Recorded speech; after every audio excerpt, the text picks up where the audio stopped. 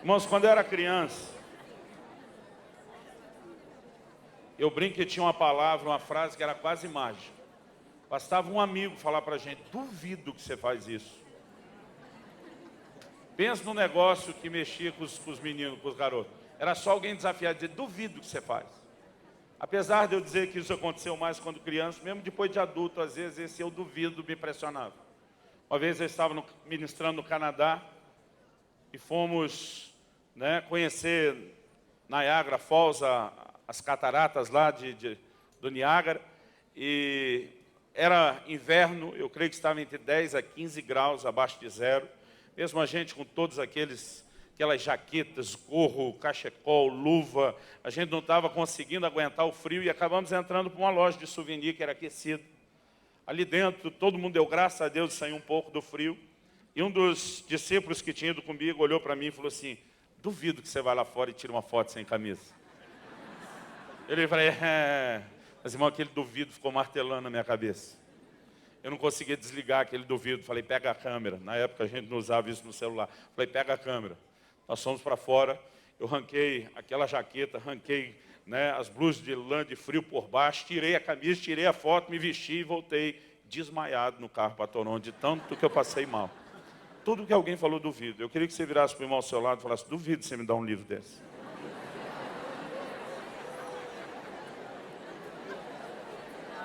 Não, fala: duvido.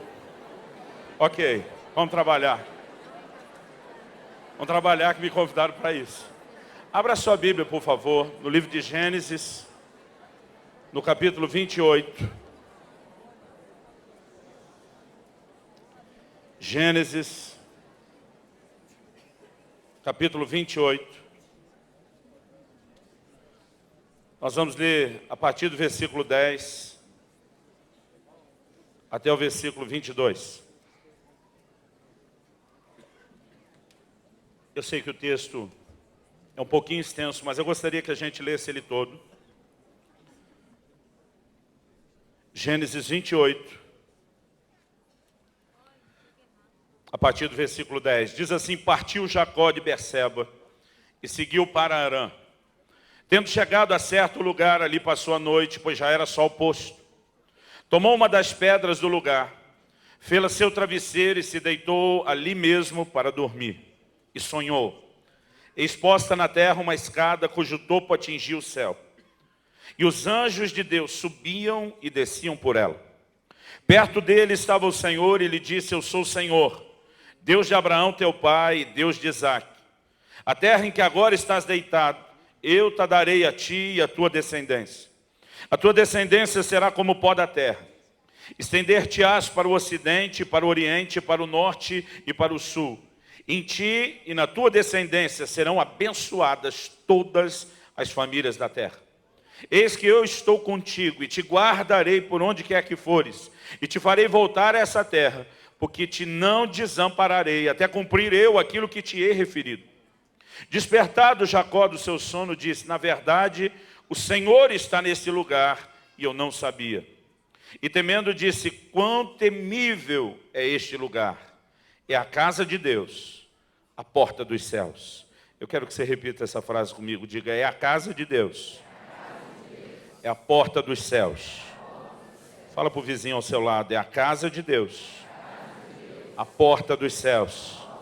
Versículo 18. Tendo se levantado Jacó cedo de madrugada, tomou a pedra que havia posto por travesseiro e a erigiu em coluna, sobre cujo topo entornou azeite. E ao lugar, cidade que outrora se chamava Luz, deu o nome de Betel, que significa casa de Deus.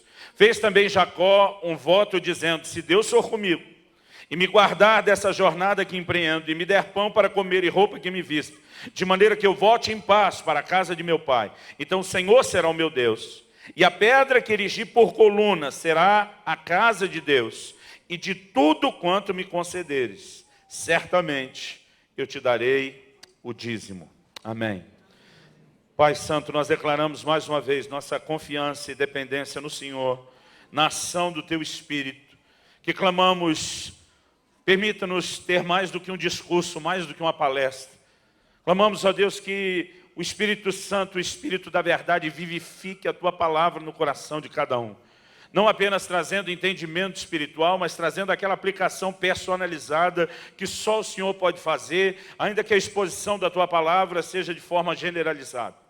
Nós confiamos naquilo que o Senhor vai fazer, cremos, por fé, nos antecipamos em Te agradecer, em Te dar glória, em Te dar honra, por aquilo que o Senhor fará nas nossas vidas, em nome do Senhor Jesus. Amém. Amém. Queridos, nesse texto nós temos uma revelação tremenda a respeito da casa de Deus. Quando você começa a examinar a palavra de Deus, você vai descobrindo que a revelação de Deus é progressiva. A forma como Deus se revela a Adão, depois a Enoque, Noé, Abraão e assim por diante, ela é progressiva. E cada vez nós vamos descobrindo não apenas mais a respeito de Deus, mas nós vamos entendendo mais a respeito do seu propósito. Eu acredito que o conceito de casa de Deus, ele está entrelaçado com uma das questões talvez mais importantes da Bíblia, que alguns gostam de chamar de o propósito eterno de Deus. Que é Deus estabelecer morada, habitação no meio do seu povo. Desde ter criado o homem no jardim, Deus sempre mostrou a intenção de interagir e ter comunhão com o homem, de nunca viver, deixar o homem vivendo distante de si, mas participar na forma de um relacionamento. Quando criou Adão e Eva, todo santo dia, eu falei hoje à tarde, Deus não respeitou nem a lua de mel do casal, o Senhor fazia questão de visitá-los. E o que a gente percebe sendo revelado na palavra de Deus, eu entendo de um Deus que deseja caminhar no nosso meio. Paulo escreve aos Coríntios, e ele cita uma profecia do Velho Testamento, onde Deus diz: andarei e habitarei no meio deles, eu serei o seu Deus, eles serão o meu povo, eu serei para eles pai, e eles serão para mim filhos e filhas. Tudo aquilo que Deus tem feito através de Jesus, ainda é parte do mesmo propósito, de nos levar a um lugar de relacionamento e de que Ele possa conviver conosco, manifestando a sua presença. Quando Jacó tem a visão que ele teve, ele percebe a presença de Deus lá. Ele compreende que Deus não apenas se revelou a ele para falar sobre o propósito, mas ele entende o desejo de Deus de manifestar a sua presença no sentido de estabelecer mesmo casa e morada no nosso meio. E há uma revelação poderosa que nós temos a respeito do nosso papel como igreja por trás dessa visão. E é nisso que eu quero focar nessa noite. Eu vou usar, na verdade, a história de Jacó, a visão de Jacó, como o pano de fundo para princípios que talvez a gente até já conheça, mas que a gente precisa abraçar com mais força. Em Gênesis, no capítulo 31, no versículo 13, Deus se revela a Jacó e ele diz assim: eu sou Deus de Betel. Ele já está morando em Padã Arã, ele está trabalhando e servindo seu sogro Labão, e o Senhor diz assim: eu sou Deus de Betel, onde ungiste uma coluna, onde me fizeste um voto. Deus diz: levanta-te agora, sai dessa terra e volta para a casa da tua parentela. Quando Deus se revela dizendo: eu sou Deus de Betel, Ele não quer apenas lembrar Jacó de uma experiência que ele teve. Mas Ele diz: eu sou Deus do qual você passou a ter um determinado entendimento naquele lugar que você chamou de Betel e casa de Deus, porque há uma revelação por trás disso. E eu quero poder de alguma forma compartilhar com você hoje, pela graça de Deus, uma percepção profética poderosa acerca da casa de Deus que nós precisamos ter. Eu olho para essa questão da casa de Deus e a visão da casa de Deus, querido, precisa ser forte no meu e no seu coração. Antes de Jacó, nós não vemos com clareza o conceito de uma casa para Deus sendo abordado na Escritura. Mas a partir disso nós temos uma progressão, nós temos uma evolução. Ele realiza ali o que eu vou chamar de um ato profético, ungindo aquela pedra que ele coloca de pé. Ele declara e profetiza algo. Mas, à medida que o tempo passa, a visão de uma casa para Deus vai evoluindo. Moisés, enquanto está aqueles 40 dias no monte, recebe uma visão e um modelo de um tabernáculo que deveria ser executado, e ele tinha que obedecer a Deus nos mínimos detalhes, que o tempo todo lembrava ele dizendo: tenha cuidado de fazer conforme o modelo que te foi mostrado no monte. Deus estava dizendo para Moisés: eu te mostrei a planta, você precisa executar exatamente aquilo que eu quero. A visão da casa evolui, passando pelo tabernáculo de Davi, que nós mencionamos hoje, e chega no templo de Salomão. que depois é destruído. No período do pós-exílio de Babilônia, nós vemos a restauração do templo acontecendo, até que nos dias de Jesus nós temos o chamado templo de Herodes. Mas na pregação de Estevão, em Atos, no capítulo 7, se você for rápido de endereço, abra comigo lá, se não só acompanhe. Em Atos 7, eu vou ler do versículo 44 ao 49. O conceito da casa de Deus no Novo Testamento começa a ganhar um novo contorno. Estevão pregando diz assim, o tabernáculo do testemunho, está falando de Moisés, do que Moisés edificou. O tabernáculo do testemunho estava entre nossos pais no deserto, como determinara aquele que disse a Moisés que o fizesse segundo o modelo que tinha visto. O qual também nossos pais, com Josué, tendo recebido, o levaram quando tomaram posse das nações, que Deus expulsou da presença deles até os dias de Davi. Esse achou graça diante de Deus e lhe suplicou a faculdade de prover morada para o Deus de Jacó, mas foi Salomão quem lhe edificou a casa. Entretanto, não habita o Altíssimo em casas feitas por mãos humanas, como diz o profeta, o céu é o meu trono e a terra o estrado dos meus pés. Que casa me edificareis, diz o Senhor, o qual é o lugar do meu repouso? Embora Deus venha trabalhando o conceito de casa, embora Deus tenha revelado o que revelou a Jacó, orientado depois Moisés, dirigido a construção do templo de Salomão, Deus mostrou o desejo, a expectativa de que houvesse para ele uma casa. Quando Estevão está dizendo, no entanto, ele não habita em casas feitas por mãos humanas, na verdade ele está falando de uma evolução, de um desenvolvimento do plano e do propósito de Deus. Quando Jesus está na cruz, ele brada, está consumado. A Bíblia diz que o véu do templo se rasgou de alto a baixo. Até então a presença de Deus, simbolizada na Arca da Aliança, ela estava restrita a esse ambiente dentro do templo, que era o Santo dos Santos. No momento em que Jesus brada dizendo está consumado, a Bíblia diz que o véu se rasgou de alto a baixo. Flávio Josefo, um dos historiadores mais respeitados, ele menciona a espessura desse véu como algo sendo humanamente impossível de ser rasgado. E o fato de ter sido rasgado de alto a baixo nos faz entender que de fato foi uma intervenção de Deus. Naquele momento o Senhor estava dizendo, eu não habitarei mais em nenhuma casa, em nenhum prédio, de um lugar físico ou geográfico. O conceito de casa de Deus que ele evolui. A palavra de Deus diz na carta de Paulo a Timóteo, 1 Timóteo 3,15, ele diz, escrevo-te essas coisas, esperando em ver-te em breve, para que se eu tardar, fique ciente de como se deve proceder na casa de Deus. E diz assim, que é a igreja do Deus vivo, coluna e baluarte da verdade. Guarde inclusive essa expressão coluna, porque ela está ligada ao que nós vamos falar sobre Jacó. Tudo aquilo que vem sendo dito, revelado, falado a respeito de um conceito de uma casa, se cumpre na obra que Jesus fez por mim e por você. No fato de que agora nós nos tornamos morada de Deus e habitação de Deus. No livro de Hebreus, no capítulo 3, no versículo 6, a Bíblia diz assim, pois toda casa é estabelecida por alguém, mas aquele que estabeleceu todas as coisas é Deus.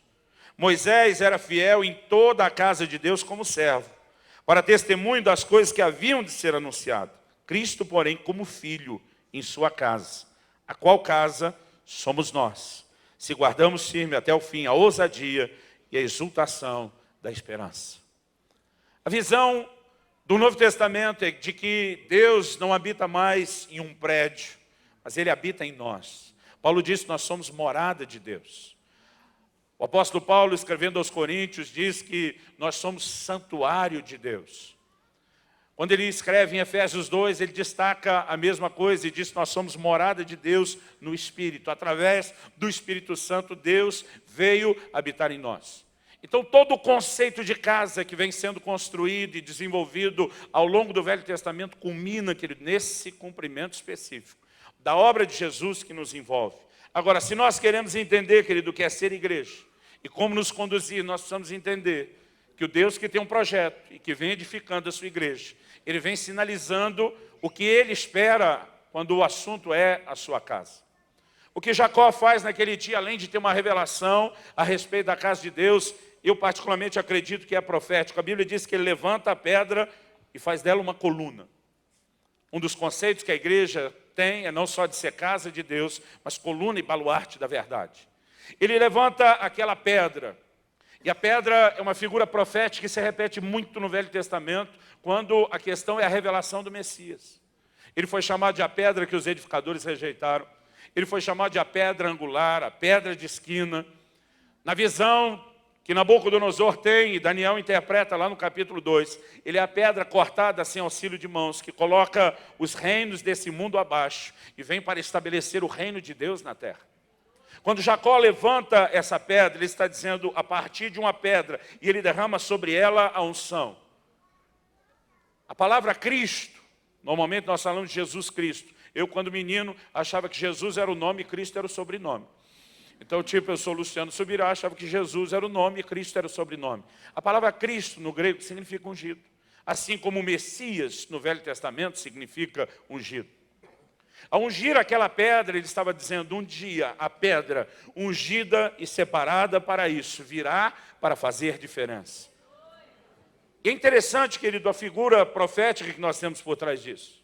Em Mateus 16, 18, Jesus diz para Pedro o seguinte: eu te digo que tu és Pedro, e sobre esta pedra edificarei a minha igreja. A igreja romana, de forma equivocada, durante muito tempo, anunciou que a pedra sobre a qual a igreja era edificada era Pedro. O que ninguém que tem o mínimo de conhecimento da palavra de Deus consegue concordar. Em primeiro lugar, pelo próprio jogo de palavras naquilo que Jesus está dizendo. E segundo, pelo resto da doutrina. No original grego, Jesus diz para Pedro assim: em verdade te digo que tu és Pedro. No grego, Petros, um pedaço de pedra. Aí Jesus diz assim: sobre esta pedra, Petra, uma grande rocha. Ele não está mais falando da mesma pedra.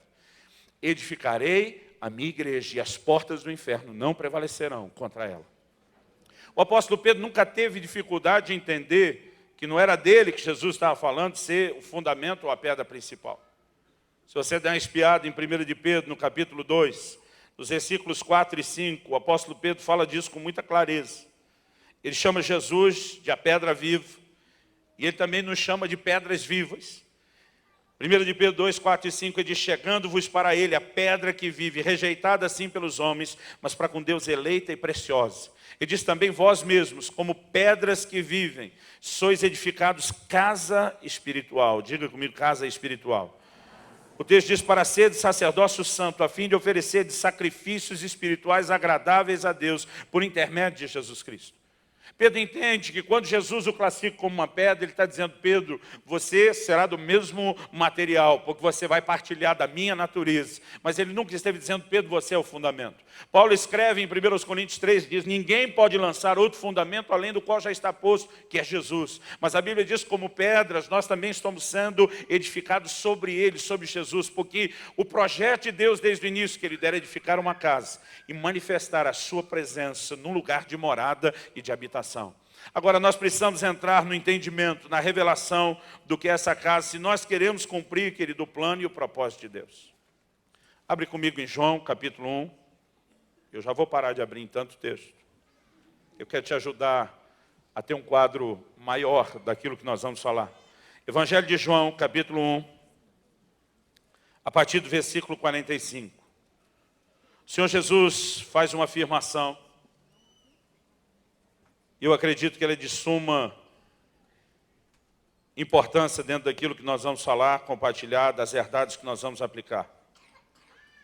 Evangelho de João, capítulo 1, nós vamos ler a partir do versículo 45 até o final do texto. O texto diz assim: Filipe encontrou a Natanael e disse-lhe: achamos aquele de quem Moisés escreveu na lei e a quem se referiram os profetas, Jesus o Nazareno, filho de José. Perguntou-lhe Natanael: de Nazaré pode sair alguma coisa boa? Respondeu-lhe Filipe: vem ver. Jesus viu Natanael aproximar-se e disse a seu respeito: eis um verdadeiro israelita em quem não há dolo. Perguntou-lhe Natanael: de onde me conhece? Bom, tem gente que até para você elogiar é difícil. Jesus diz: um verdadeiro israelita em quem não há dolo. Natanael, na minha forma de ver, diz: quem você pensa que é para falar bem de mim? Respondeu-lhe Jesus: antes de Filipe te chamar, eu te vi quando estavas debaixo da figueira. Irmão, aqui Jesus pegou Natanael de jeito. Versículo 49, então exclamou Natanael, que até então acho que não pode vir coisa boa de Nazaré, que não acredita em Jesus. Então exclamou Natanael, mestre, tu és o Filho de Deus, tu és o Rei de Israel. Ele sabe que o lugar onde ele estava antes, quando Filipe o chama, está fora do alcance da vista de Jesus. Ele sabe que esse tipo de informação não tinha como ter chegado lá. Ele sabe que Jesus não poderia falar disso a não ser por meio de revelação. Ele reconhece o que está acontecendo, ele muda de opinião rapidinho a respeito de Jesus. Mas no momento em que ele muda com essa empolgação toda, no versículo 50, Jesus diz assim, ao que Jesus lhe respondeu, porque te disse que te vi debaixo da figueira, crês? Pois maiores coisas do que essas verás. Vira para o irmão ao seu lado, fala, maiores coisas do que estas verás. Agora olha o 51, e acrescentou, em verdade vos digo que vereis o céu aberto e os anjos de Deus subindo e descendo sobre o Filho do Homem. E diz, Natanael, você está empolgadinho por causa de uma revelação que eu te trouxe. E diz, você não faz ideia do que está por vir. E diz, coisas muito maiores do que esse nível de revelação estão chegando. Coisas muito maiores do que essa informação que eu trouxe a seu respeito estão a caminho. E diz, vocês verão os céus abertos. Jesus estava anunciando, está chegando o tempo em que vai se cumprir a visão de Jacó. Está chegando o tempo em que aquele anúncio vai se tornar realidade. E vocês vão ver os anjos subindo, os anjos descendo. Porque o propósito, querido, dessa casa é estabelecer nessa terra uma conexão com os céus. É o meio através do qual, querido, Deus quer entrar nessa terra. E é o meio através do qual Deus quer que as pessoas da terra possam entrar no céu.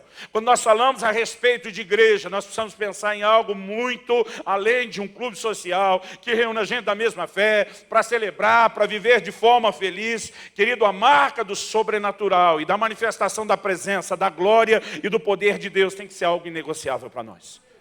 Nenhum de nós, querido, pode aceitar ou se conformar com nada menos do que isso. Ontem à noite eu falei de um grito que eu carrego no meu peito desde a minha adolescência, que faz coro com Gideão, o que é feito das maravilhas que nos contaram nossos pais. Nós não podemos abrir mão, querido, daquilo que pela revelação da palavra de Deus é um padrão. Vivermos como igreja a marca e a manifestação do sobrenatural.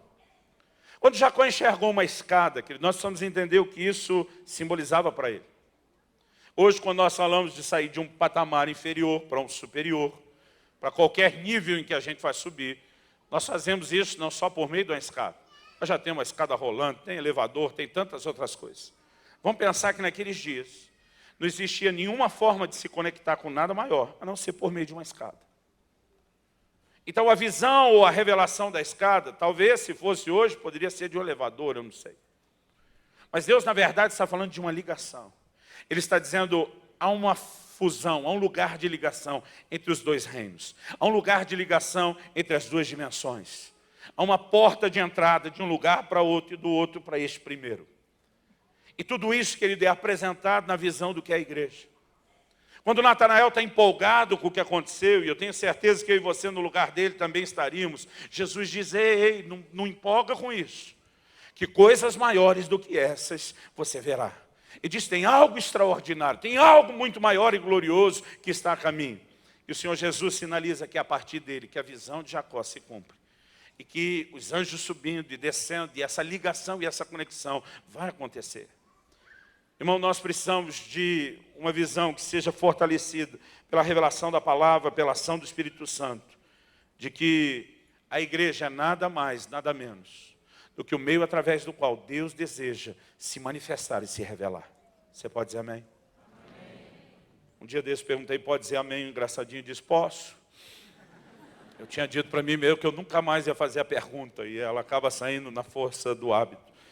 Volte comigo para Gênesis 28. E eu quero falar a respeito de 3 coisas que eu enxergo nessa visão de Jacó. E depois nós vamos para uma outra revelação que ele tem da parte de Deus, ligada a essa questão de Betel e a casa de Deus.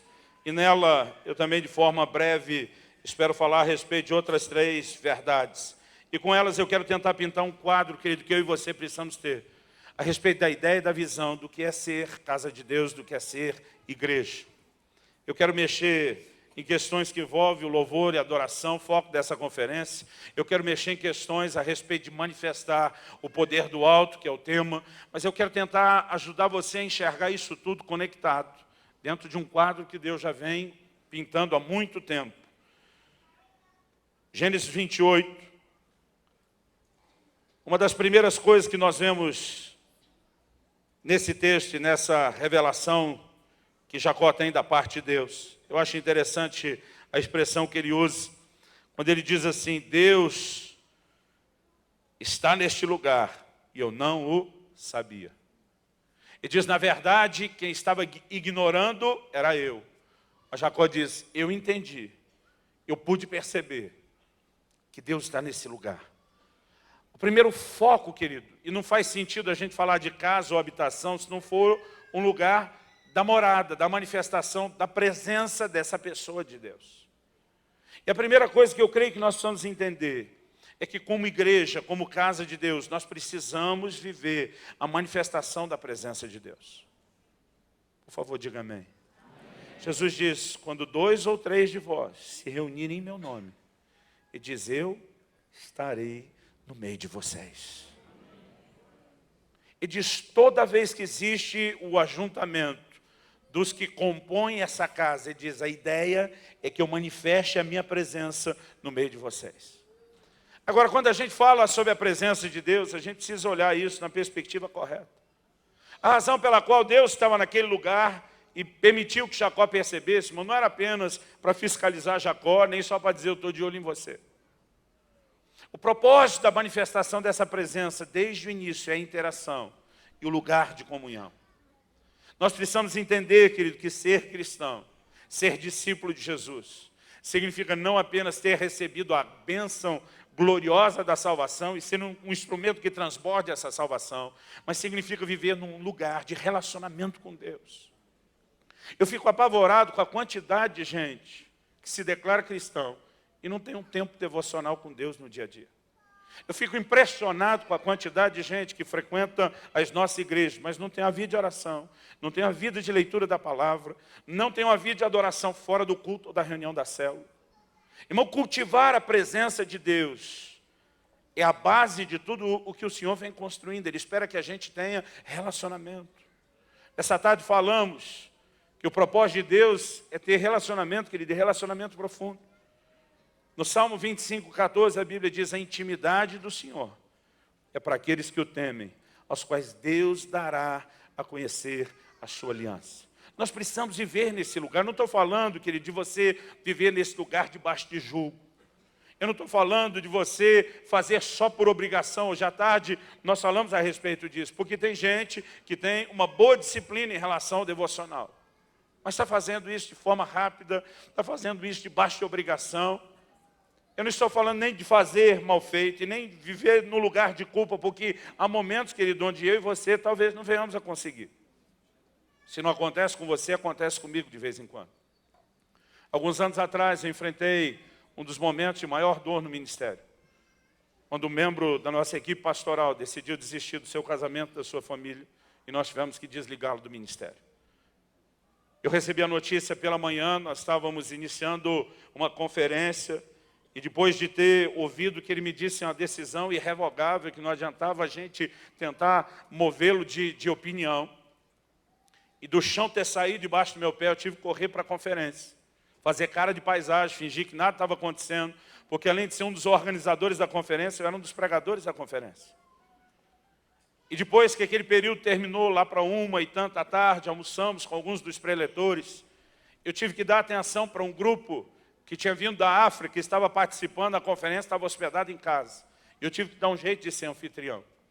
Quando chegou o final da tarde, naquela noite, a gente não teria evento, porque era quarta-feira, é o dia principal que as igrejas estavam envolvidas na conferência, bloqueio para células. Então, eu acabei indo para casa, e eu ia pregar no dia seguinte, na quinta-feira de manhã. Então, eu me lembro que eu cheguei, sentei, abri o computador e comecei a repassar as anotações do que eu ia falar. Num determinado momento, depois de estar lendo aquilo, eu lembro que eu fechei o notebook. Falei, Deus, eu não preciso estudar isso. Eu já preguei essa mensagem um monte de vezes, eu sei ela de cor e salteado. Eu falei, a frustração do meu coração É que amanhã, quando pregar, eu não queria compartilhar informação. O que eu queria transbordar era a sua presença. Mas aí eu comecei a me desculpar com Deus. Falei, o senhor viu como foi meu dia? A notícia que eu recebi logo cedo quando eu acordei, que tirou o chão debaixo do meu pé. O senhor viu que eu tive que ir para a conferência e ser responsável, fazer cara de paisagem, como se nada tivesse acontecendo, apesar da dor que havia dentro de mim. Tive que arrumar um jeito de ser bom anfitrião, cuidar dessa turma. Eu falei, e agora que chegou o fim do dia, eu reconheço que não entrei no meu quarto para ter um tempo com o senhor no secreto. E nesse pouco de tempo que eu tenho, eu estou tão abatido, desanimado, que eu não estou nem com vontade de ir para lá. Eu estou falando dessas coisas, o telefone toca. Eu ia só desligar, mas quando fui desligar, eu li o nome de quem estava ligando, um amigo meu, daqueles absurdamente proféticos. Eu pensei, logo agora, ele me ligando. Pensei, vou pelo menos dizer para ele que não posso, depois a gente fala. Mas quando atendi, irmão, nem alô abençoado falou. Já disparou falar em línguas do outro lado. Aí ele disse assim para mim, está dizendo para Jesus que não conseguiu ter tempo com ele hoje? Eu já levei um susto. Mas ele diz assim, ele mandou te dizer que ele viu a notícia que você recebeu hoje pela manhã. Ele viu que estirou o chão debaixo do seu pé. Ele viu que você se esforçou para ser responsável e continuar trabalhando para ele, como se nada tivesse acontecendo. Ele disse que você arrumou até tempo para ser anfitrião e receber e cuidar dos outros no meio da dor. Mas ele mandou te dizer o seguinte, embora você não conseguiu entrar no quarto, se trancar para estar sós com ele. Ele mandou te dizer que você suspirou por ele o dia inteiro. E ele manda te dizer que isso conta. E que amanhã cedo, quando você for pregar, você não vai transbordar informação, mas a presença dele desligou na minha cara. Deu nem tempo de eu falar. Eu olhei para o celular e falei, Deus existe!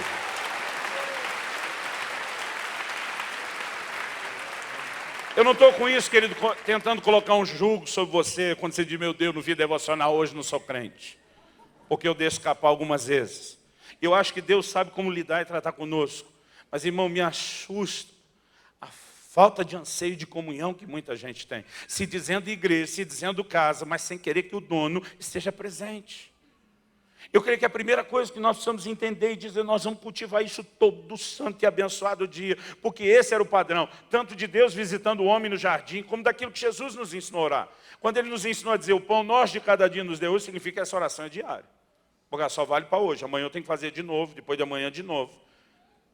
Agora, não é só o pão que a gente pede todo dia, todo aquele padrão de oração, querido, é para ser feito dia a dia. O relacionamento com Deus é diário. Paulo diz, ainda que o homem exterior se corrompa, e diz, o interior, contudo, se renova de dia em dia. Tem muito crente tentando viver espiritualmente como um camelo. Ele acha que pode encher o tanque no culto de celebração para aguentar a semana toda, até o próximo culto. Irmão, o que Deus faz na minha e na sua vida vem em cotas diárias. A Bíblia diz que a misericórdia do Senhor se renova a cada manhã. O maná é liberado em cotas diárias. E quem tentava pegar mais no primeiro dia para folgar no segundo, não dava certo, irmão. Porque não é essa maneira que Deus trabalha. Nós precisamos voltar a esse lugar onde a gente diga, nós vamos cultivar a presença. Nós vamos alimentar a presença por meio da comunhão. Você pode dizer amém? Amém. Mas a segunda coisa que eu vejo aqui em Gênesis 28, a respeito dessa presença, não diz respeito somente ao relacionamento, mas fala daquilo que é essa presença, do que Deus quer fazer. No versículo 15 de Gênesis 28, o Senhor diz, eis que eu estou contigo, e te guardarei por onde quer que fores. O que Deus está dizendo para Jacó? Eu não estou só nessa terra que você chamou de Betel, no lugar geográfico. O Senhor diz, eu estarei com você, mesmo quando você sair desse lugar. O Senhor diz, eu estarei contigo, te guardarei por onde quer que fores, e te farei voltar a essa terra, porque te não desampararei, até cumprir eu aquilo que te hei referido. Irmãos, a gente normalmente fala do que Jacó falou para o anjo do Senhor. Não te deixarei enquanto não me abençoares. E a gente diz, olha a persistência de Jacó. Irmão, eu se fosse o anjo do Senhor, o próprio Deus, é uma teofania aquilo se manifestando, eu acho que eu teria dito para Jacó, você roubou a fala, essa fala é minha. Porque antes de Jacó falar isso, quem falou primeiro foi Deus. Eu não vou desamparar você, eu não vou largar você. Mas Deus não estava dizendo, eu não vou largar você por um tempo só por isso. O Senhor diz, até que eu faça cumprir na sua vida tudo aquilo que eu prometi. Irmão, nós precisamos entender o ambiente da ação e da manifestação do poder de Deus. Outro dia um irmão estava falando e disse, pastor, eu sinceramente não consigo acreditar que Deus não faz acepção de pessoas. Ele falou, toda hora o senhor está contando história da intervenção de Deus, das ações de Deus, da manifestação de Deus, do poder de Deus. E ele falou, não vejo isso. Eu falei, irmão, se você não mudar algumas coisas, você não vai ver mesmo. Porque Deus não fez a promessa que ele de apenas manifestar o poder a troco de nada. Jesus disse, recebereis poder ao descer sobre vós o Espírito Santo. Para quê? Ele disse, sereis minhas testemunhas. Irmão, Deus se move com um propósito. Ele não disse ia receber o poder só para ficar rolando no chão, babando, e é gostoso quando vem umas visitações intensas. Mas tem muita gente, querido, que só quer isso, achando que é para ele se divertir na presença de Deus. Quando Deus, na verdade, está dizendo, eu vou te dar o poder com um propósito. Se você for seguir o propósito, o poder se manifesta. Jesus diz, esses sinais seguirão os que creem. Então, para o sinal te seguir, meu querido, você tem que se mexer. Se você não sabe pregar o evangelho, não tem sinal nenhum que vai te acompanhar. Mas a Bíblia diz, quando os apóstolos saíram pregar a palavra, a Bíblia diz, confirmava o Senhor a sua palavra por meio de sinais. Quando eu e você, querido, começamos a entrar nas loucuras de Deus, e Deus é apaixonado, desesperado por almas, nós vamos ver o que é que ele pode fazer. Filipe está no meio de um avivamento de Samaria, porque ele quer salvar o povo, e quando você está dentro do propósito, Deus vai respaldar, querido, com a presença dele. No meio de toda aquela festa, o Senhor fala com ele, vai para uma estrada que está deserta. E larga o avivamento, vai para um lugar, uma estrada que está deserta, significa que não tem ninguém. Mas ele obedece a Deus, vai para a estrada que está deserta. Daqui a pouco a estrada não está mais deserta, está passando um. E Deus, às vezes, que ele tem essa capacidade de arrancar alguém do meio de um avivamento numa cidade inteira, por causa de um. E Filipe está lá, quando o cara passa, o Senhor diz, junta-te a essa carruagem. Ele prega o evangelho para aquele etíope, para aquele eunuco. E ele não prega, querido, apenas o resumo de João 3,16. Ele expõe isso de uma forma sólida, a ponto do próprio camarada já entender tudo sobre batismo. Quando eles estão passando, diz, aqui tem água. O que me impede de ser batizado? Filipe, nada, se crê de todo o coração. E desce batizar o cara. Agora, se você parar para pensar, Filipe pegou uma carona só de ida, irmão, para a Etiópia. Ele não está numa linha de ônibus que tem um ponto final e você pega o retorno. É na estrada deserta, quase não usa. Ele sobe naquela carruagem, irmão, sem saber que hora vai descer. Mas quando eu e você entramos nas loucuras de Deus, por causa das almas, nós vamos ver o que é que Deus pode fazer. Quando Filipe saiu da água, irmão, ele não voltou a pé, ele não voltou caminhando. A Bíblia diz, o Espírito do Senhor arrebatou a Filipe. Ele é o primeiro no Novo Testamento a voar de Jesus Airlines. Foi trasladado lá para Azoto. Uma vez, querido, por causa de uma carona que eu dei para um cara para quem eu ia pregar o evangelho, Deus me fez andar 220 quilômetros sem gasolina no carro. Outro dia o irmão falou, eu não tenho história dessa para contar. Eu falei, porque provavelmente você não dá carona para ninguém, para falar de Jesus para ninguém. O propósito dessa presença, querido, não é agir apenas para cumprir os nossos mimos. E esse é o problema de muito crente, ele está esperando milagre só como fosse uma declaração do mimo de Deus. De Deus, ei, meu filho, vou sair de cena, vou deixar você ser o centro do universo, eu vou viver te lambendo todo santo dia. Parece que é isso que alguns estão esperando. A presença vai se manifestar, querido, com todo esse poder quando nós andamos no propósito. Deus estava dizendo para Jacó, entendo a importância de você não só fugir da ameaça do seu irmão, mas de voltar na casa do seu pai para não se unir com as mulheres pagãs em casamento. Mas o Senhor diz, eu estou te dando um tempo. Mas eu quero te trazer aqui, porque o Senhor diz, já fiz uma aliança com Abraão, já fiz uma aliança com Isaac, seu pai. Eu quero continuar isso através de você. O que é que Deus está dizendo? Eu tenho um propósito. As promessas que eu estou fazendo para você, elas envolvem um propósito. E se você se dispuser a andar dentro do propósito a ser cumprido, você vai me ver em ação, Jacó. Eu não vou largar você, eu não vou te desamparar, porque eu quero que essas coisas todas se cumpram. Agora, o que é andar dentro do propósito, querido? É entender que eu e você não apenas obedecemos a algo maior que Deus estabeleceu e instituiu, mas que nós somos, querido, engrenagens menores de algo muito maior do que a minha e a sua vida. Há momentos em que você vai ver pessoas, querido, sendo sacrificadas nos seus mimos pessoais durante um tempo pelo próprio Deus, a fim de que o propósito e o bem maior se cumpra. Você olha para a vida de José, é inegável que Deus usou José para preservar a semente de Abraão. Aí, irmão, se coloca no lugar do menino. Imagina que você ia passar 13 anos enfrentando o que ele enfrentou. Depois de ter sido vendido pelos irmãos, ser tratado como escravo, E o tempo todo a Bíblia diz, e o Senhor era com José. Você não vê José, querido, reclamando, você não vê José resmungando, você vê José apenas o tempo todo agindo como quem disse, Deus tem um propósito, eu vou andar dentro do propósito. Se Deus diz que eu vou governar antes que chegue a hora de governar, a ponto da minha família se curvar. Irmão, a Bíblia diz que enquanto escravo, ele se fez chefe dos escravos. Depois ele é preso injustamente, a Bíblia diz que ele se fez chefe dos presos. Para mim, sabe o que José está dizendo? Ele diz, eu vou treinar um nível de liderança no que for surgindo pela frente. Se é para ser escravo, eu lidero escravo. Se é para ser preso, eu lidero preso. Mas se Deus diz que eu vou liderar, eu vou caminhar determinado para o propósito. E é quando você está andando dentro do propósito que a presença manifesta. É quando você está dentro do propósito que ela vem. Porque ela não vem, querido, só para te fazer sentir confortável. Você acha que ele estava confortável na prisão? Não estava. Nós olhamos no Novo Testamento e a gente vê coisa parecida. A Bíblia diz que o Senhor Jesus pede para usar o barco de Pedro. Num momento ruim, irmão. Pensa num cara frustrado. Eles tinham tentado pescar a noite inteira. Não tinha dado nada. Estava curtindo, amargando aquela experiência profissional frustrada. Quando o Senhor Jesus diz, me deixa usar esse seu negócio. Eles tinham um negócio de pescaria. Você tem que olhar para isso como um negócio. E ele decide colocar à disposição do Senhor Jesus aquilo que é o seu negócio.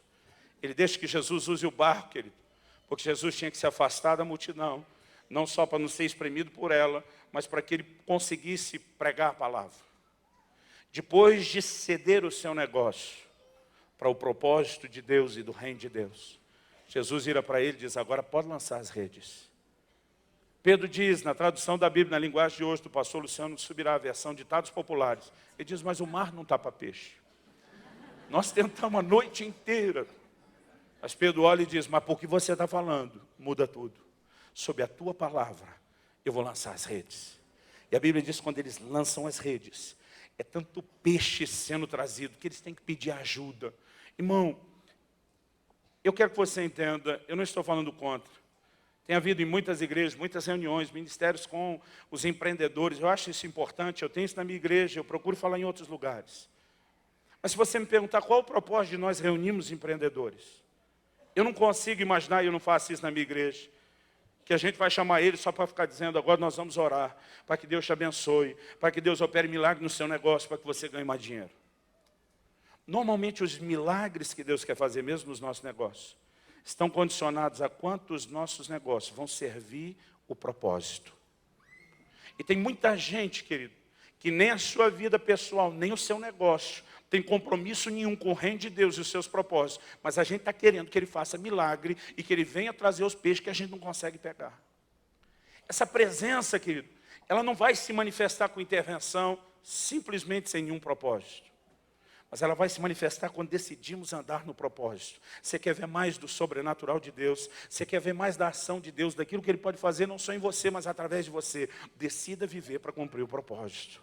Quem está entendendo, diga amém. Vira para o irmão que vai te dar um presente no final do culto, fala para ele, viva para cumprir o propósito.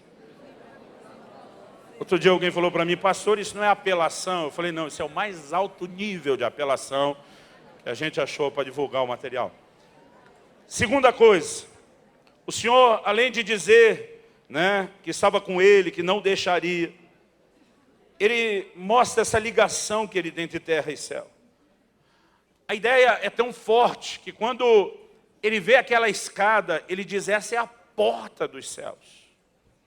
Talvez numa linguagem mais atual nossa, de quem vê mais filme de ficção científica, a gente diria, esse é o portal dos céus. E quando ele diz, essa é a porta dos céus, ele entende, irmão, tem anjo subindo e tem anjo descendo, assim como na escada é uma mão de ida e volta. Pela porta também se entra, pela porta também se sai. E quando ele olha essa porta, ele entende, é aqui, é nesse lugar que os céus vão entrar, invadir a terra. A igreja existe, querido, para ser um meio através do qual Deus vai se manifestar e se revelar nessa terra. A igreja existe, querido, e tem a responsabilidade de trazer o céu nessa terra. Jesus disse para os seus discípulos, quando vocês forem pregar o reino de Deus, anunciarem que o reino de Deus é chegado, vocês vão expulsar demônios, vocês vão curar os enfermos, vocês vão chegar chacoalhando, quebrando tudo pela frente, porque vocês estão trazendo o estabelecimento do reino. É através de vocês que o reino vai entrar nessa terra, é através de vocês que o reino vai se manifestar. Ele nunca nos enviou, querido, para falar nada de nós mesmos. Jesus disse, quando vocês estiverem diante de reis, não preocupa com o que você vai falar. Ele diz, naquela hora vos será dado o que falar. Ele diz, porque não vai ser vocês falando, mas o Espírito do vosso Pai, que vai falar em vocês. A maioria de nós, querido, tem se perdido. E a razão pela qual você vê muita gente dizendo, eu não quero discipular ninguém, eu não quero liderar célula, eu não quero isso, não quero aquilo, é porque ele acha que talvez ele tenha que fazer algo de si mesmo, baseado só nas suas habilidades. Mas você precisa entender o que é que Deus quer fazer através de você, meu querido. E diz, quando você estiver indo em meu nome, eu estou me manifestando através de vocês. Jesus disse, em meu nome vocês vão expulsar demônios. Outro dia eu vi um crente, quando caiu endemoniado, Deus, tira esse cão daqui. Falei, Jesus nunca falou para não pedir para ele tirar o cão. É você que chuta o cão embora. É você que expulsa no nome de Jesus, sob procuração dele, na autoridade dele. Mas é você que faz. E nós precisamos entrar nesse lugar, querido, de consciência da autoridade que nos foi dada. Nós, quando agimos em nome de Jesus, estamos representando Jesus. Quando você impõe as mãos sobre alguém para orar e diz, em nome de Jesus, você tem que entender, em seu lugar, como se ele pessoalmente aqui estivesse. Há um nível de autoridade que nos foi dada, para que o propósito seja cumprido e através de nós, o reino de Deus entre e se estabeleça nessa terra. A responsabilidade que nós temos de fazer esse elo e ligação precisa nos remeter, querido, a um lugar de sacerdócio. Eu vou falar mais sobre isso depois. Mas Jesus disse o seguinte, em Mateus, no capítulo 18, ele repete o que já tinha dito no 16, quando ele disse para Pedro, eu te darei as chaves do reino dos céus. Ele diz, eu vou dar autoridade para vocês. Em Mateus 18, Jesus diz assim, tudo o que vocês ligarem na terra, será ligado nos céus. E diz, o que vocês desligarem na terra, será desligado nos céus. Ele relaciona isso com oração quando disse, 2 ou 3 de vocês se reunirem em meu nome, estou presente. E ele diz, tudo quanto pedirem ao Pai em meu nome vos será dado. O Watchman foi muito criticado, porque em muitos dos seus ensinos sobre oração, ele dizia, quando o assunto é oração, é a hora que a terra governa os céus. E alguns se arrepiaram. Mas, irmão, vamos parar para pensar no que Jesus está dizendo. Ele diz, o que vocês ligarem aqui embaixo, vai ser ligado lá em cima. O que vocês desligar aqui embaixo, vai ser desligado lá em cima. Uma coisa, querido, é o nosso papel de cumprir o que Jesus ensinou na oração. Venha teu reino, seja feita a sua vontade. É quando nós estamos clamando que o céu, através de nós, entre e se manifeste na terra por meio da oração. Isso significa, nós queremos que o que já acontece aí, aconteça aqui. Mas outra coisa é o Senhor Jesus dizer, quando vocês ligarem aqui, depois é que vai acontecer lá. Ele não disse o que for ligado no céu vai ser na terra. E nem essa ordem que ele estabeleceu. Eu, quando menino, li esse texto, o que ligares no céu, eu imaginava que ligar era tipo um interruptor, né? Você liga e desliga. E durante muito tempo achei que ligar era coisa boa e desligar era coisa ruim. Mas essas palavras foram usadas, querida, têm um significado contrário. A palavra ligar, ela aparece várias vezes no Novo Testamento para falar de prender. Ágabo, o profeta, disse para Paulo, assim farão ao dono desse cinto em Jerusalém e o ligarão. Essa palavra ligarão é, vão prender você. Mas quando Lázaro ressuscita, Jesus diz assim, desligai-o e deixai-o ir. Desligar é, tira as ligas, aquilo que prende.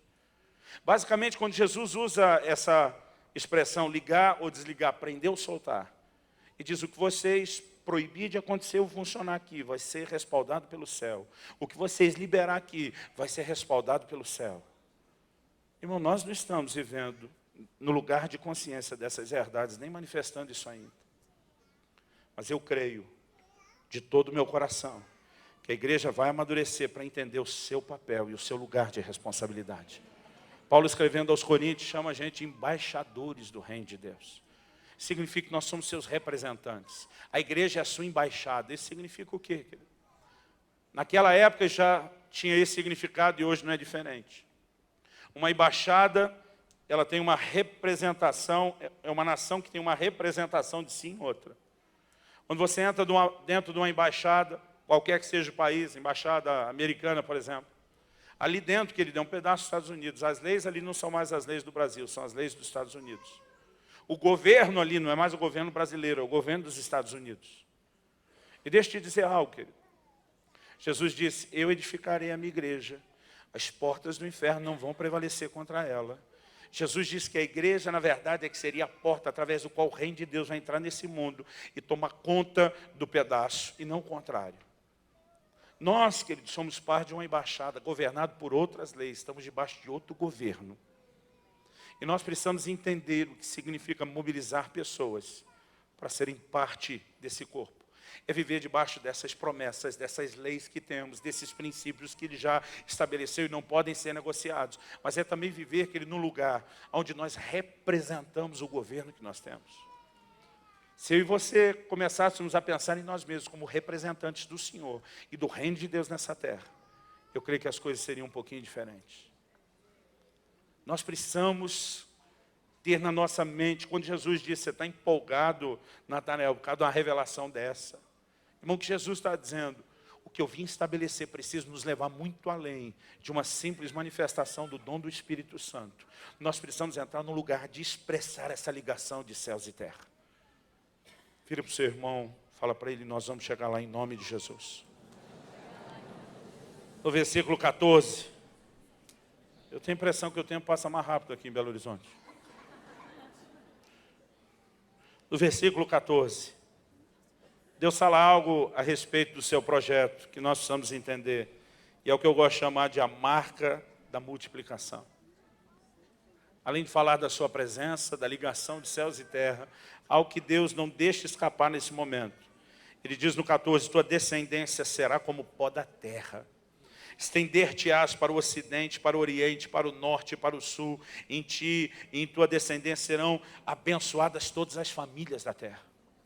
Mesmo no momento em que Deus está dizendo, eu vou dar a vocês esse pedaço de terra, Deus estava dizendo, a minha visão não é limitar o que eu estou fazendo só a esse lugar.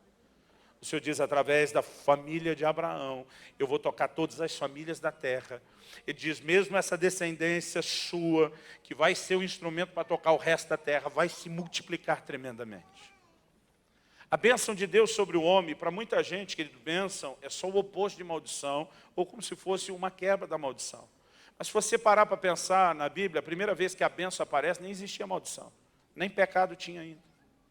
E a Bíblia diz que Deus abençoou o homem, dizendo, seja fecundo, multiplique-se. A bênção, querido, é uma capacitação sobrenatural, ordenada por Deus, para que a gente viva e experimente algo além da nossa capacidade natural. E desde o início, a primeira bênção de Deus sobre o homem é, tem a capacidade de se multiplicar. Mas tudo que Deus vai fazer, carrega consigo a marca da multiplicação. E nós não podemos aceitar viver sem isso. Na parábola dos talentos, nós vemos a conversa que Jesus tem. Ele recompensa o que multiplicou os 5 talentos, recompensa o que multiplicou os 2. Mas quando ele pega aquele que o talento que ele recebeu devolveu só ele sem ter multiplicado nada. Jesus chama ele de servo infiel. Estávamos numa reunião, acho que foi em 2009, em São Paulo, participando de um evento, onde quem estava ministrando era o John Bever, para pastores e líderes numa tarde. E ele fez uma pergunta. Ele disse, vocês pastores estão aqui, se você confiasse uma congregação com 200 pessoas a um dos pastores da sua equipe, e determinasse que ele tem que cuidar daquela congregação durante um tempo, 1 ano, por exemplo, e no final desse 1 ano, ele te devolvesse a congregação com as mesmas 200 pessoas, sem ter perdido absolutamente ninguém, você teria ele como alguém fiel? A maioria respondeu que sim. Ele diz, alguém que devolveu, só o que pegou, não é chamado por Jesus de fiel. Porque fiel é o que multiplica. Porque o propósito é a multiplicação. Outro dia um irmão falou para mim, pastor, eu sou um crente fiel. Eu falei, fiel no quê? Não, eu oro, eu leio a Bíblia, eu jejuo, dou dízimo. Eu falei, mas o que mais? Não, já não é isso? Eu falei, não. Você faz tudo isso, irmão, nisso é legal, isso é bom. Mas você nunca ganhou uma alma para Jesus. Você nunca trouxe uma pessoa para a igreja. Você nunca multiplicou. Como é que você é fiel? Eu não vim jogar pedra em você nem te acusar. O que eu quero te ajudar, querido, é romper com a esterilidade, profetizar sobre sua vida. Você vai se multiplicar em nome de Jesus. A igreja, querido, precisa entender o porquê Deus quer se manifestar. Não é para ser propriedade exclusiva da gente e de mais ninguém. É para, através de nós, se revelar aos demais e alcançar os demais. Você pode dizer amém? Vamos correr. Gênesis capítulo 35. Corre comigo para lá.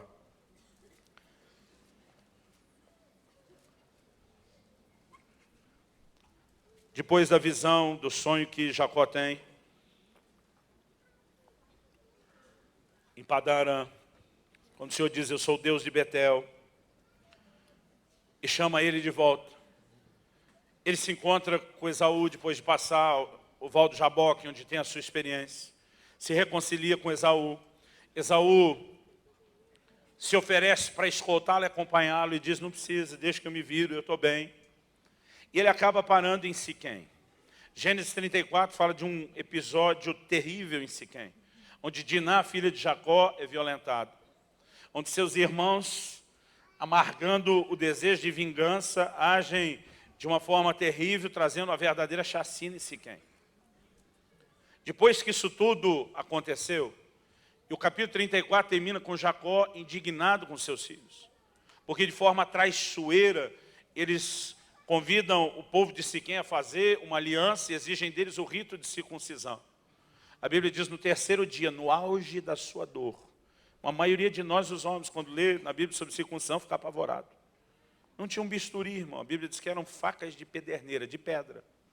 Por mais afiado que seja, irmão, é pedra. Não tinha antibiótico, não tinha analgésico, não tinha anti-inflamatório, não tinha asepsia, não tinha nada disso. Terceiro dia, a Bíblia diz, o auge da dor. Todo mundo se contorcendo de dor e inflamação. Os filhos de Jacó, que eram minoria, passam a mão na espada e executam toda a cidade. No final, Jacó diz, agora os cananeus vão vir como um enxame sobre a gente, e eu e minha casa vamos perecer. Ele diz, agora vocês estragaram tudo, vocês abortaram tudo. Exatamente nesse momento que Gênesis 35 começa, versículo 1. Disse Deus a Jacó, levanta-te, sobe a Betel e habita ali. Irmão, o Senhor se revelou a ele em Betel e disse, você vai para a sua terra, mas você vai voltar aqui. O problema é que Jacó, querido, quando voltou, não foi bem para Betel. É só depois que a coisa enfeia, que Deus diz, vai para Betel, não vai, diz, estou indo. Eu tenho aprendido, querido, que quando você anda dentro do propósito de Deus, você vai ver como Deus se move em seu favor. Agora, quando você sai do plano e do propósito de Deus, você está por conta. E tem muitas coisas, querido, que acabam acontecendo nas nossas vidas que não precisava acontecer. Tem crente lamentando o que passou e tentando se consolar, dizendo que Deus deve ter um propósito em questões, querido, que não precisariam ter acontecido. O apóstolo Paulo, quando está naquele navio que acaba naufragando, vai parar na ilha de Malta e diz, vocês tinham que ter me ouvido e não sair de Creta para evitar esse dano e perder. Ele está dizendo, tudo isso podia ter sido evitado. Muitas vezes a gente age como se tudo quanto é desgraça foi determinado por Deus. Eu não consigo concordar com isso. Também não podemos ir na contramão, como os amigos de Jó, e achar que qualquer coisa que acontece também é porque está fora do propósito. Mas muitas delas, querido, é porque nós estamos fora do propósito. Quando você está dentro do propósito, querido, Deus te banca, Deus te financia, por exemplo. Eu creio que para quem tem visão, querido, não falta recurso. Agora, quem está fora do propósito se banca. Quando Jonas foge da ordem que Deus deu a respeito de Nínive, a Bíblia diz assim, levantando-se, comprou a sua passagem para fugir da presença do Senhor. Quando você sai do propósito, é você que se banca, não é mais Deus te bancando. Ok, fecha parênteses da mensagem especial para alguns. Vamos voltar aqui. Disse Deus, levanta-te, sobe a Betel e habita ali. Faz ali um altar ao Deus que te apareceu quando fugias da presença de Esaú, teu irmão. A gente lê em 1 de Pedro 2 que o propósito de edificar essa casa, nós pedras vivas, sobre Jesus que é a pedra viva, essa casa espiritual ser construída, a Bíblia diz, a fim de que ofereçam sacrifícios espirituais agradáveis a Deus por meio de Jesus Cristo. A ideia de uma casa fala não só do lugar da morada e da habitação de Deus, querido, mas implica em sacerdócio, implica em ministério, implica em que eu e você vivamos para tratar essa presença da forma devida. A visão de sacrifício, antes mesmo de ter o cunho ou o caráter de redenção, ela fala da adoração, que só por meio do sangue derramado de Jesus é que pode ser aceitável e agradável a Deus. Nós temos uma responsabilidade, querido, como sacerdotes. Eu creio que isso envolve a visão de ministério, e a gente precisa entender a perspectiva do ministério. A Bíblia fala de 3 níveis de ministério. O ministério é o Senhor, eu creio que louvor e adoração e oração estão aqui. Ministério aos santos, a edificação, e o ministério ao mundo, o evangelismo. Mas o propósito, querido, de vivermos a expressão dessa presença está totalmente ligado com a questão do ministério. Fala para alguém ao seu lado, ser parte da casa de Deus. Desfrutar a presença de Deus. Não, vamos ao modo aleluiado, que é aquele empolgado. Aleluiado é a gíria de crente que nós temos no sul, para falar do cara agarrado no 220, no trifásico, melhor ainda. Fala para ele, o propósito de sermos casa de Deus. De usufruirmos a presença de Deus. É viver o ministério. Jacó disse, se o Senhor me trouxer de volta, é aqui que vai ser a sua casa. O que é que ele tinha que fazer lá? O Senhor diz, volta para lá e levanta um altar. Deus está dizendo o que se espera de você nesse ambiente de casa é que você se levante para ser sacerdote, é que você se levante para ser ministro. Agora, o que mais o Senhor disse? Então disse Jacó, a sua família, a todos que estavam com ele. Ele tem um entendimento a partir disso. Lançai fora os deuses estranhos que há no vosso meio. Purificai-vos e mudai as vossas vestes. Levantemo-nos e subamos a Betel. Farei ali um altar ao Deus que me respondeu no dia da minha angústia e me acompanhou no caminho por onde andei. Então deram a Jacó todos os deuses estrangeiros que tinham em mãos, as argolas que lhe pendiam das orelhas, e Jacó os escondeu debaixo do carvalho que está junto a Siquém. Tendo eles partido, o terror de Deus invadiu as cidades que lhe eram circunvizinhas, e não perseguiram os filhos de Jacó. Eu quero terminar falando 2 coisas. A primeira delas, desfrutar a presença, corresponder com sacerdócio, implica na visão de santificação. Não podemos imaginar a manifestação da presença de Deus de outra forma. Quando em 2 Coríntios 6, Paulo fala das promessas que nós temos, e diz, porque Deus disse, habitarei no meio deles, andarei entre eles, eu serei o seu Deus, eles serão o meu povo, eu lhes serei por pai, eles me serão por filhos e filhas. Ele começa 2 Coríntios 7, 1, dizendo assim, tendo tais promessas, amados, purifiquemo-nos de toda a impureza, tanto da carne como no espírito, aperfeiçoando a nossa santidade no temor de Deus. Ele diz, se queremos viver a presença, se queremos ser o santuário, a morada que ele estava falando antes, ele diz, nós precisamos andar nesse lugar de santificação. Por favor, diga amém. Amém. Eu não consigo entender, querido, a atitude de Jacó, de sair com a sua família e permitir que eles vivessem debaixo da influência pagã da casa de Labão. Raquel rouba os ídolos. E no roubo os ídolos, querido, ao meu entender, porque queria vender ou negociar isso. Mas porque, na verdade, de alguma forma, o coração dela ainda estava vinculado à herança antiga. Ele começa a dizer para eles se livrarem dos deuses estranhos que tinha no meio deles. Não sei porque Jacó foi tolerante com isso até então. Ele fala sobre mudar as vestes que eles tinham.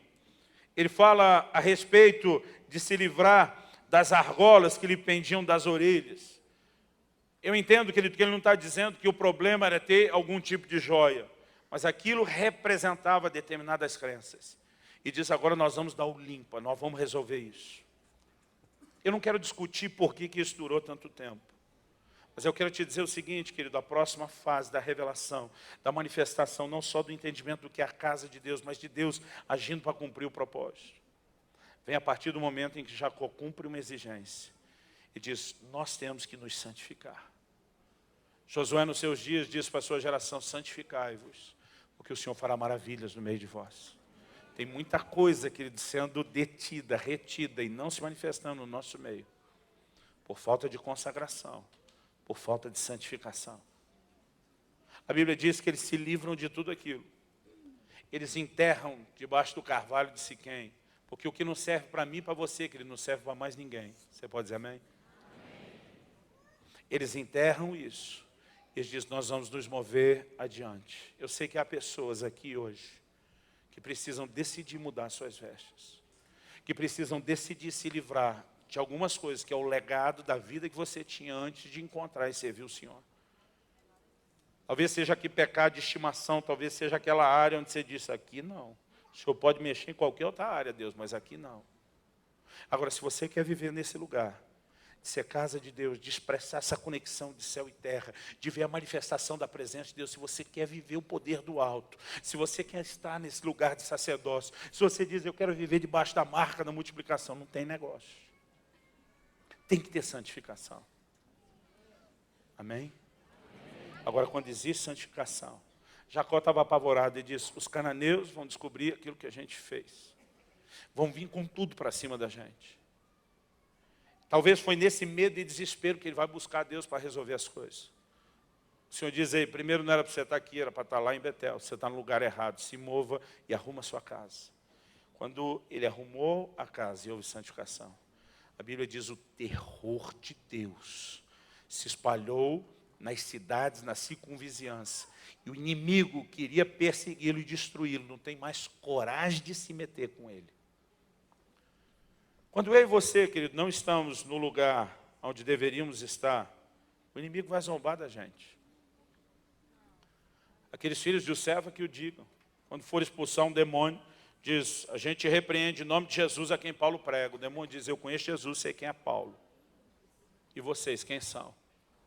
A Bíblia diz que deram um couro nos camaradas, que eles fugiram nu, ferido, foram envergonhados. Porque tem gente, querido, que não tem autoridade para fazer o reino das trevas recuar. E se tentar confrontar, vai apanhar e passar vergonha. Agora, quando eu e você estamos no lugar que deveríamos, o terror de Deus vai cair sobre o inimigo. Eu quero te dizer, querido, que vai chegar a hora onde a igreja vai se levantar, não mais para ser zombada no reino espiritual do inimigo, que está debochando da falta de avanço e conquista de muitos de nós. Mas vai chegar um momento onde, alinhados com Deus, debaixo de santificação, o terror de Deus vai cair sobre os inimigos. E nós vamos ver o reino das trevas recuar, fugir desesperado. E eu creio nisso de coração. Vamos ficar em pé. Eu quero que a gente ore.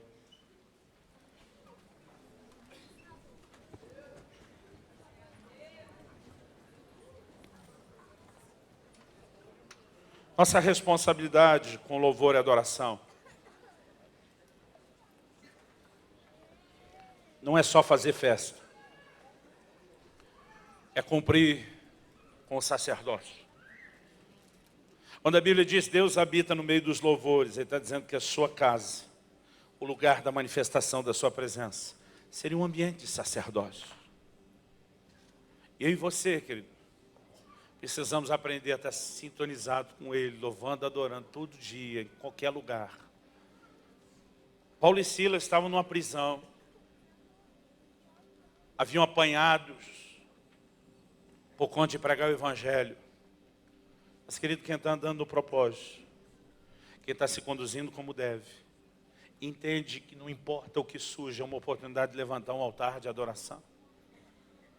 Sempre vai experimentar a ação dessa presença. A Bíblia diz lá pela meia-noite, eles não dormiam, não deixavam ninguém dormir. Naquela época, meia-noite era metade da noite mesmo. Diferente de hoje, quando a maioria não foi dormir. A Bíblia diz que os dois oravam e cantavam louvores. Eu vi um amigo pregando sobre isso. E diz que aqueles louvores começaram a subir. E Deus sentado no trono está ouvindo a música. E esse meu amigo brincou e disse que Deus começou a bater o pé no ritmo da música. O pezinho de Deus, irmão. A Bíblia diz que os céus são seu trono, mas a terra é o escabelo, o estrado dos seus pés. E quando Deus começou a bater o pé no ritmo da música, é que veio aquele terremoto. Eu ri com aquilo, achei uma viagem, uma imaginação enorme. Mas a verdade, querido, é que quando a gente se manter dentro do propósito, sem reclamar de nada, de nenhum desconforto, e dizer, Deus, nós não vamos te buscar, ou te adorar, ou te cultuar, só por conta daquilo que acontece à nossa volta, mas porque a gente está sintonizado com você, para viver a sua presença, para exercer sacerdócio em qualquer lugar. Irmão, nós vamos ver um monte de cadeia começar a ser arrebentada. Nós vamos ver tanta intervenção de Deus. Eu creio que Deus vai restituir o sobrenatural na sua casa e na sua igreja. Mas é hora de nos alinharmos com todos os princípios. E eu quero que você ore. Eu falei antes, eu repito, eu não vim aqui te apontar o dedo. Eu não vim aqui tentar fazer você se sentir mal por estar fora do princípio bíblico. Mas eu vim tentar te dizer que Deus está te chamando para estar dentro. Não adianta apenas se sentir mal. Outro dia eu vi um irmão saindo do culto falando com o outro. Cara, eu estou lascado mesmo. Mas já como quem diz, tem nem mais jeito. Às vezes a gente se enxerga fora, não com a mentalidade de consertar. Há um grito do coração de Deus, querido, para esse lugar. Eu sei que eu falei de muita coisa hoje. Eu sei que para algumas coisas pegaram mais do que outras. Eu quero desafiar você a ter uma resposta e dizer: Espírito Santo, eu quero ser essa casa. Eu quero ser essas pedras vivas. Eu quero viver para esse sacerdócio. Eu quero desfrutar a presença, não só a comunhão, mas as tuas intervenções. Eu quero ser a conexão do céu e terra. Eu quero viver a marca da multiplicação. Eu quero o sacerdócio. Eu quero esse compromisso de santidade. Eu quero ver o terror sobre os inimigos. Porque isso tudo é parte de um desenho, de uma planta que Deus já fez a respeito de como deve ser a sua casa. Esquece quem está perto de você. Eu pedi para você ficar em pé por hábito. Não me importa como você vai orar em pé, sentado, de joelho. Mas eu quero que você ore nessa hora. Eu quero que você ore não apenas por você, colocando sua vida diante de Deus. Eu quero te desafiar a orar e levantar sua voz, dizendo: Deus, nós queremos ver a sua igreja nessa nação sendo restaurada. Nós queremos ver a sua igreja sendo levantada para viver de acordo com o seu modelo, de acordo com o seu padrão. Enquanto você ora, os músicos vão estar ministrando, mas por enquanto eu não quero que você cante. Eu quero que você ore. E só depois de realmente ter orado, e orado para valer, eu quero que você tenha liberdade de se envolver com a música. Comece a falar com Deus. Espírito Santo, a tua palavra foi lançada e semeada. E o que nós esperamos é o que clamamos antes, mais do que um discurso, mais do que uma palestra. Vivifica a tua palavra no coração de cada um. Encontra em nós aquele lugar de vulnerabilidade, onde nos permitimos não apenas receber informação, mas ser tocados pelo Senhor, trabalhados pelo Senhor. Eu clamo pelo toque sobrenatural que só o Senhor pode fazer. De abrir os nossos olhos, de nos fazer entender, de nos conduzir ao arrependimento. O Espírito Santo vem sobre nós. Porque nós clamamos que venham os dias de se experimentar o poder do alto, de forma, ó Deus, muito mais intensa do que aquilo que já provamos. Que venham os dias, ó Deus, de vivermos no verdadeiro lugar de sacerdócio, de cumprirmos o propósito de ser casa. Nós queremos viver isso e nós clamamos por isso, em nome de Jesus. Vem sobre nós, Espírito Santo. Age em nós. Nós clamamos em nome de Jesus.